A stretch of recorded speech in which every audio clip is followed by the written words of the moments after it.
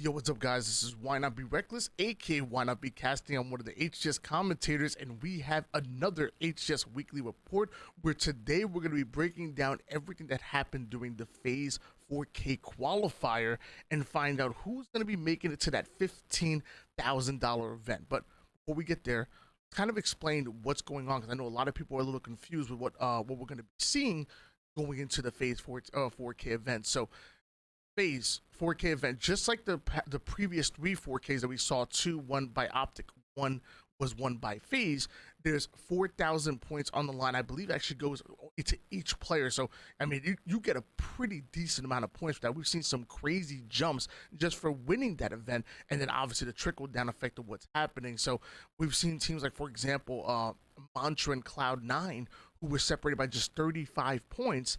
They end up matching up into the later half of the lower bracket, and eventually Cloud9 got the win over them and took the seed that allowed them to get into the Faze event, as my dog is dragging my headset, and forced Mantra to have to play out in the qualifier. We've seen the likes of Complexity jump up after a huge performance during the 4K, getting second place, and that was like minimal practice. These 4Ks really matter in the grand scheme when it comes to these HCS points, and right now points are so important as we lead to the final steps to DreamHack. There's one more tournament left, and that is this event.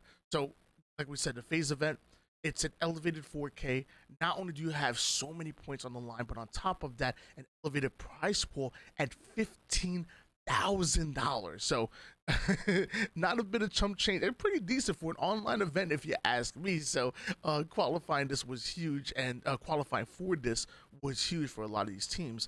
When registering on this past Sunday, yesterday, the top 12 teams as far as points go automatically qualify for the event that's going to happen on Saturday and Sunday coming up this week. The 13th and the 13th seed and below, excuse me, had to compete against each other, so that you had two winners from the upper bracket and two winners from the lower bracket join the top 12 and make a perfect 16-team bracket here in North America. So it was crazy. It was insane. You want to make it to the Faze event to compete for that prize pool. You also, on top of that, want to make, because that Faze event also serves, I believe, as a qualifier to make it into the DreamHack Invitational. So you got a 4K, you got 15,000, plus you have a qualifier going into DreamHack. There's a lot of implications that were on the line going into this Faze event.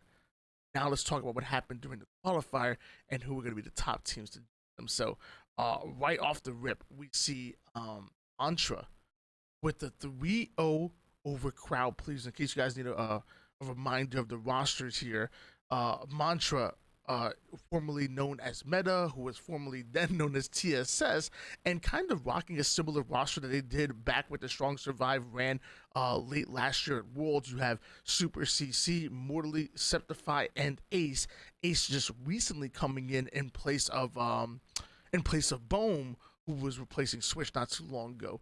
Septify and Super CC had a nice little run back with Fnatic last year, and it was really fun to watch them play together. So fun to see. It's cool to see Mantra back at it, and it's been working for them. We talk about this team having tons of potential, and they just gotta get over the hump to find that same success that this team was finding earlier this year, because we know what they're capable of. We know what we saw from them pre-Charlotte, and I feel like since Charlotte, they've been trying to find their way a little bit as Mantra. Either way, 3 over Crowd Pleasers. Kratos and Avenue reuniting once again. Alex Shock coming in. I know he was, for a little while, he was running with Tony Two Turnt and Envor. I think they eventually bring in Jazero, which left Alex Shock looking home, and then Hative, who was lights out yesterday, man. If you guys are watching the event, Hative definitely made some fans. Sadly, they weren't able to get a win against Mantra in the upper bracket, and that left Mantra going into Lies. Lies were able to 3-0 Darkest Hour, which, by the way, Darkest Hour came in, I believe, as the number 4 seed. Great for them. Mantra and Lies go at it, and this was surprising to me because I feel like I really liked Lies, and I knew what they were capable of. I didn't know they were gonna make this deep of a run. honestly. I had them as top six looking into to the top four, but not quite making it. And let's see if I was right.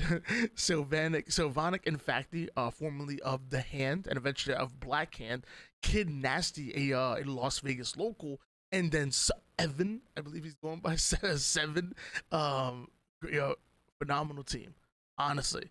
They put in work. So the last time we saw Sylvanic, in fact, outside of the Hand was, I believe they were competing alongside Despiteful and Furiously over at Charlotte in the open bracket, and they were really making some noise. They did get a win over Mantra, but at the end of the day, Mantra just felt like Mantra feels like a team that is like in between. They're kind of in limbo, like whether they belong in the open bracket or belong in like the lower echelon of the top 16 in North America. I feel like it's always going to be like that with Mantra, where if you put them in the open bracket, they're going to be the best team available. If you put them with the pros, that's where they seemingly have been struggling with, and maybe they need to be looking for some high quality scrims or something like against some of the best teams to maybe get more versatile, maybe to adapt to that meta. Because we know how strong they are. We just feel like they haven't gotten there just yet. Have Mantra, big win on Lies. Honestly, big win. I don't want to take anything away from them.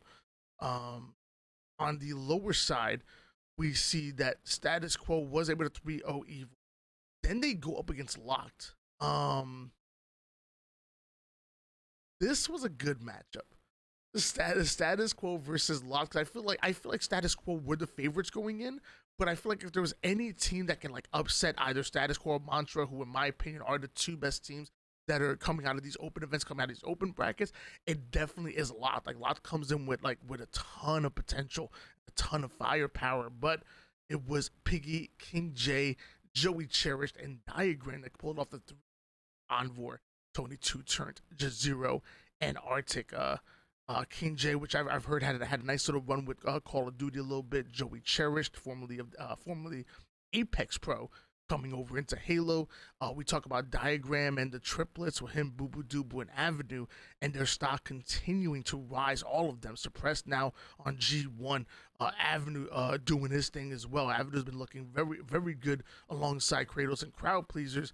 And then of course I feel like Piggy was an unknown name for a while, but through these open events and through LVT Halo, I feel like people are getting to know Piggy as just a really squirmy player. You know, he can slay out, but he also has like a really fun ability of staying alive and being a hard target. You know, those are like my favorite players.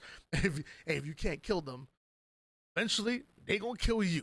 So Status Quo comes out with the 3-1, and I believe that was their qualifying match to make it. Yeah, that was the qualifying match to make it through. Lot had to go through the shell, 3-2 on the shell, in order to get there. So that was already a very tough matchup, and then end up getting 3-1 does Lot, but they'll still have an opportunity in the lower bracket.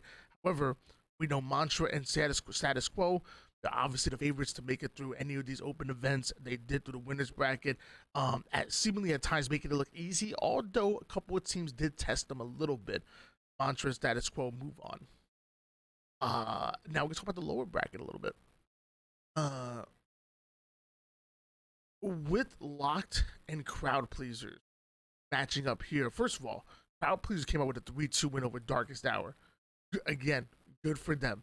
Darkest Hour came as the number 4 seed. Darkest Hour qualified for the previous 3-4Ks. So I feel like although they weren't a household name just yet. A lot of people were still starting to learn who Darkest Hour were. I also feel like people kind of expected them to make it out. Like, hey, you made it past the previous 3-4Ks. You know, you're gonna make it past into this one. And sadly, Crowd Pleasers going the distance with Darkest Hour, coming out with the win. But it was Locked that had the last laugh. Locked 3-1 over Crowd Pleasers, and I'm pretty sure there was a little bit of teabag action. I apologize, I don't remember exactly, but I'm pretty sure in a lot of these matchups there was a little bit of teabag action. I believe it was in this one, which I wouldn't be surprised. We do know Alex Shock and Avenue were teaming with both Envor and Tony Tutor for a little bit. I want to say Avenue was teaming with him over at Charlotte. And I know Shock was teamed with. He might have teamed with Charlotte as well, but I know after Charlotte, at a few online events, Shock was on there. Even as most recently as like a week before one of the 4Ks where Just Zero gets dropped for complexity, and Lot make a move to bring in Just Zero, leaving Shocked once again without a home on that roster. By the way, Alex Shock killed it, bro. Dude, Alex Shock was killing it. Hative had a few games and a few series where he was going off. I know Avenue was like consistent like the entire time. I feel like Shock was like popping off, and maybe quieted down in a few games. Avenue was consistently very good for crowd pleasers. But once again, locked coming out on top. And there was actually one game where I think Anvor, what did he dropped like a 40, like it was a damn near a 40 bomb and a decent amount of ball time on. I think it was on recharge. It was crazy. Like he was just putting up these like ridiculous, unheard of stats in like this one oddball match. It was crazy. But yeah, but good for Lot, good for Envoy and the boys. They're gonna advance forward, and crowd please get knocked out. Then we take a look at the lower bracket, and once again, Lies and Shell matching up. The Shell, which is funny because the Shell was rocking together, but normally when you see the Shell, you associate that with Rob the Turtle, and he usually plays on this team. But I heard he had work, so he couldn't play. So filling in was Fantasy, the Halo 3 phenom. The Shell able to take Lies to a game 5, but Lies were on one. Honestly, Lies were absolutely on one yesterday. Lies come up with the 3-2 win and pulled off what I believe was an upset on the shot. I think Lies actually might have had a higher seed according to points, but in my opinion, I think Lies definitely stepped up against this veteran and savvy Shell roster, even though Shell was able to take them to a game 5.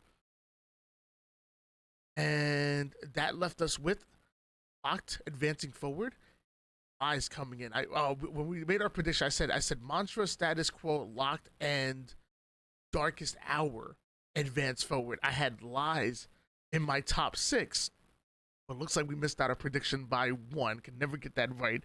Lies coming through. They're gonna be joining the top teams. In case you guys forgot, you have Optic, Faze, Space Station Gaming, Native Red, G1, Native White, Complexity, Sentinels, The Avengers, Shopify Rebellion, Proton Gaming, Cloud9, and now kind of and now here you got Mantra, here you got Status Quo, here you got Locked, and then you have Lies joining them to make a perfect 16 team bracket. And so what's most likely going to happen during the previous 4Ks, we always had Saturday being the day where they'd have pool play. So maybe like, Optic and Cloud9 will end up in the same pool. Number 1, number 12. Actually, I'm sorry, they would end up in the number 16 seed. So somebody coming out of open bracket, but we'll see 4 groups of 4 competing, and then normally what would happen is the lowest team within that bracket going through pool play doesn't make it out into bracket play. The third place team makes it into bracket play, but usually makes it into the elimination bracket, and then the number 1 team or number 1 seed coming out of pool play would go up against a number 2 seed from another pool. So it's definitely important to play well during pool play. You set yourself up in a position to succeed as opposed to having a much tougher time. Trying to come out third place in pool play and make it deep into the tournament is not impossible, but certainly improbable, because you have literally only one chance to make a crazy run on that championship Sunday. So gonna be really fun. Hope you guys see you there. I won't be cast. I actually haven't heard anything from FaZe. I've reached out to him a few times. I won't be casted as myself, but I promise you, I will be in that chat. I'll be making some freaking noise. I can't wait to see. I can't wait to see what happens. Will SSG come out like they did during the last 2K event, which was crazy? They even 3-0'd FaZe. Will Optic come out with another win, or will they play like a week before that 2K event? They got top 6. They were actually upset by both Complexity and Native Red. Lots of questions have to be answered, so don't miss it. This Saturday, Sunday, May 12th and 13th. All right, peace out.